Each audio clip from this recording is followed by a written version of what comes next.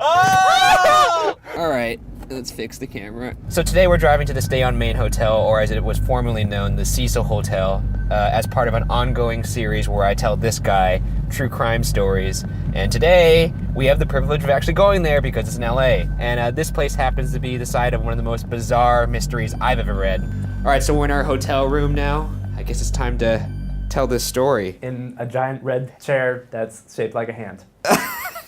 So on January 26, 2013, 21-year-old Canadian tourist Elisa Lam checked into the Cecil Hotel in downtown Los Angeles.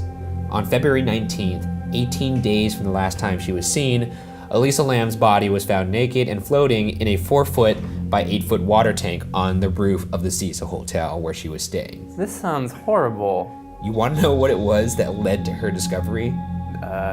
It was hotel guests complaining about the low water pressure from the hotel. Yikes. One couple after the fact reported that the water would come out black before normalizing and that it had a bad taste, but didn't complain at the time because they thought that was normal for LA. Are you gonna drink the water? No, I'm not gonna drink the water. No, don't drink that. Come on, man.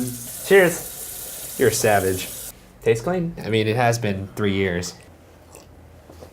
It tastes just like water, but it's too much for me to bear. I can't. Plus, there's like this weird fucking water pipe thing going on up here. Another interesting piece of info is from a statement from the hotel manager. And apparently, when Elisa checked into the hotel, she was originally in a hostel-style shared room, but later was moved to her own private room due to complaints from her roommates of odd behavior.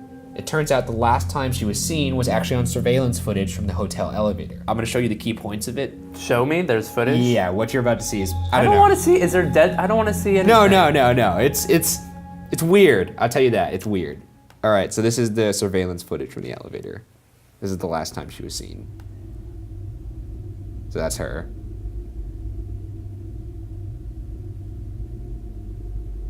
Like, why is she? It like looks like she's hiding. I'm not sure what. Looks like someone was chasing her, but I feel like you wouldn't get out of the elevator if someone was chasing you.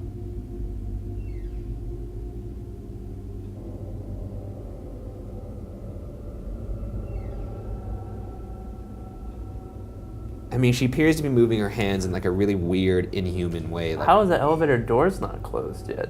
I have no idea. It almost looks like she's talking to somebody right now, right? Does it not look like she's talking to somebody directly in front of her? Yeah. I mean, not directly in front of her, down the hall, but I mean, there's no one in front of her, so.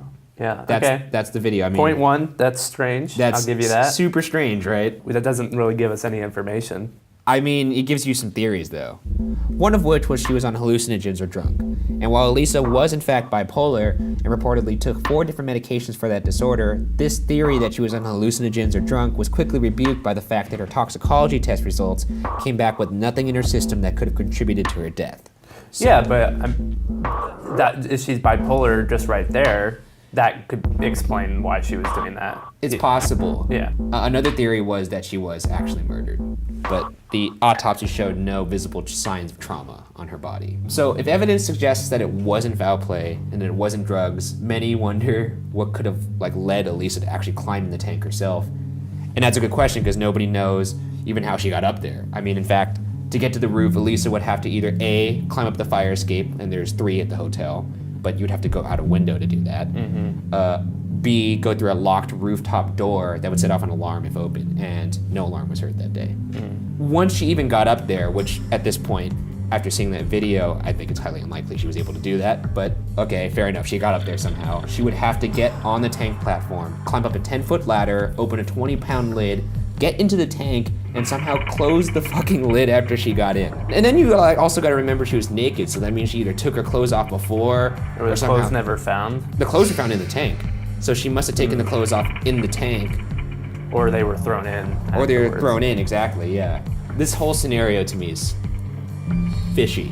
Yeah, definitely fishy. For her to have done that all herself. Another popular theory, and you're not gonna like this, but I have to say it, is ghosts. If you look at the video, it appears as if Elisa is talking to someone right outside the elevator, which has led some on the internet to believe that she's talking to the ghost of serial killer Richard Ramirez.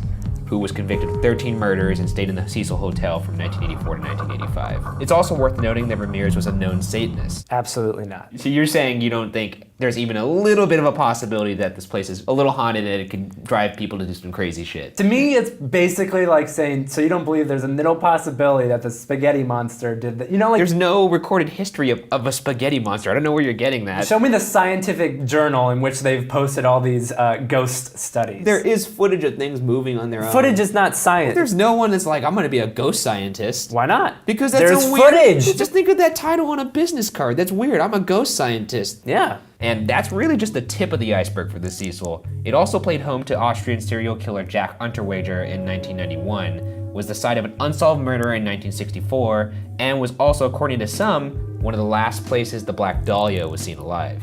And to pile it on even more, there have been numerous accounts of people who have jumped to their death from the roof of the Cecil to the point where longtime residents refer to the hotel as the suicide. If anything, that goes against the ghost theory because there's already a recorded history of it being easy for people to get up onto the roof. Therefore, it must have been easy for her to get up onto the roof. Let me check to see if it's actually the roof or if it's just jumping. Oh, okay. Now you're changing your story because it doesn't fit your designed ghost story package. You see, you can't just I'm gonna check. change the facts in order to. I'm gonna serve you up a fresh truth pancake right now. We'll see how you like it. Hold on. I do like pancakes. Jump to their deaths from the building. Never says the roof.